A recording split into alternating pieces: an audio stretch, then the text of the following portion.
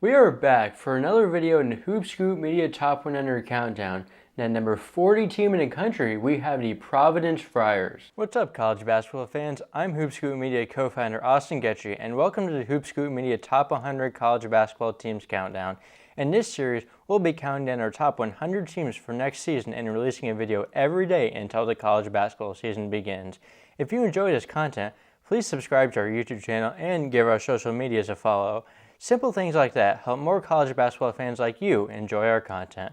With that being said, enjoy the rest of the video and 99 other videos in this series. Providence had a decent season last year, getting a tournament appearance, although they lost in their first game. They went 13-7 in the Big East and proved to be a solid team, despite a tough finish.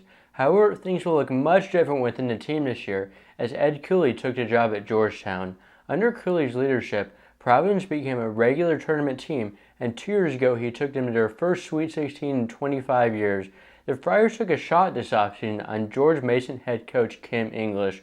English hasn't proven to be a high-level college basketball coach yet, but Providence is buying into his potential and his youth. Besides just their coach, the Friars lost some solid players. Ed Croswell, one of the most underrated big men in the country, exhausted his eligibility. They also lost guards Noah Locke, who exhausted his eligibility, and Jared Bynum, who transferred to Stanford.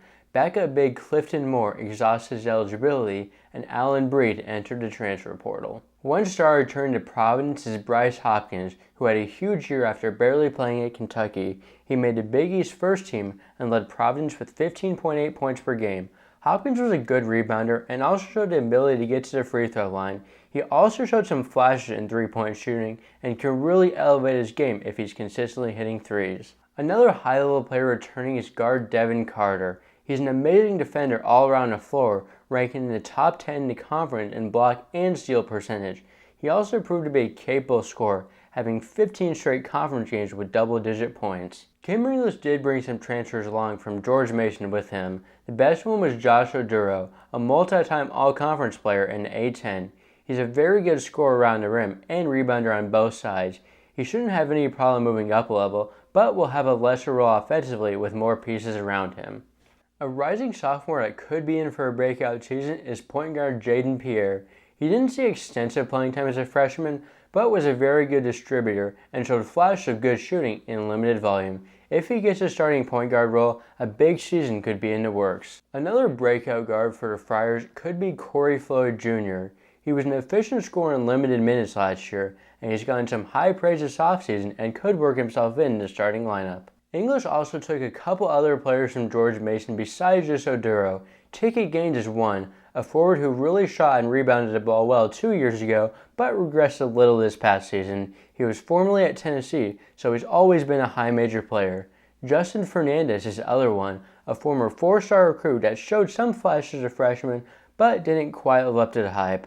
But he can play at a high major level, although he sustained an injury this offseason and it's unknown when or if he'll be playing for the Friars this season. The other returner is big man Rafael Castro. He didn't see a ton of minutes in his freshman season, but when he did, his rebounding on defense stood out. He could be in for a solid role, especially with incoming transfer Will McNair transferring back out recently. English also brought in a few freshmen to Providence. The big name was a former Ed Cooley commit, Garway Dual.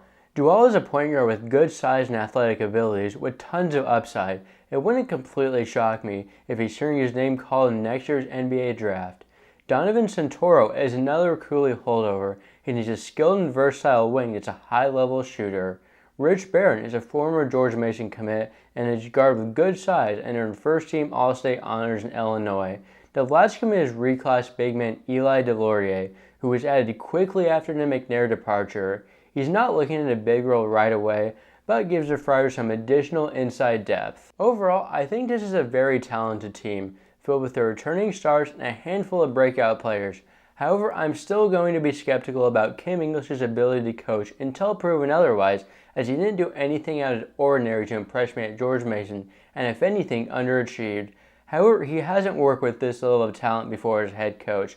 I currently have the Friars sitting at 6th in the Big East, and positioned to make the tournament in year 1 of the English era. Providence fans, comment below your thoughts and where you personally have the Friars ranked this upcoming season.